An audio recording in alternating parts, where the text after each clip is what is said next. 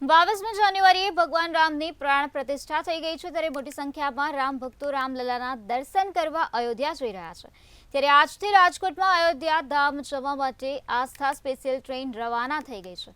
રાજકોટના મેયર દ્વારા અયોધ્યા પ્રવાસ પહેલા ટ્રેનમાં 1300થી વધુ રામ ભક્તોનું સ્વાગત કરવામાં આવ્યું હતું, જેમાં આરએસએસ, વીએચપી, એબીવીપી, હિન્દુ જાગરણ મંચ સહિતના વિવિધ કાર્યકરો દર્શનાર્થે નીકળ્યા હતા।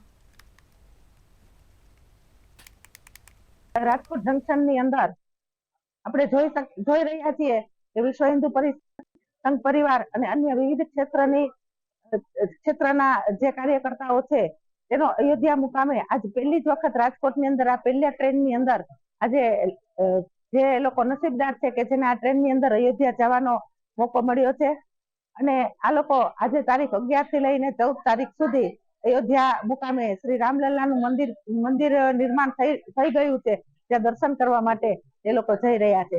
આજે 11 તારીખે વિશ્વ હિન્દુ પરિષદ તથા આરએસએસ સંઘ દ્વારા રાજકોટથી આસ્થા ટ્રેન મારફતે અંદાજે 1300 સ્વયંસેવક અયોધ્યા રામલલાના દર્શન કરવા જઈ રહ્યા છે। એમને આજે અમે શુભેચ્છા આપવા માટે વિદાય આપીએ છીએ। દર્શન અમારા વતી કરે અને રામ ભગવાનને યાદ કરી માનનીય શ્રી નરેન્દ્રભાઈ મોદી જે આ એક અભિયાન ઉપાડ્યું છે રામલલાના દર્શન માટેનું, એને અમે શુભેચ્છા આપીએ છીએ।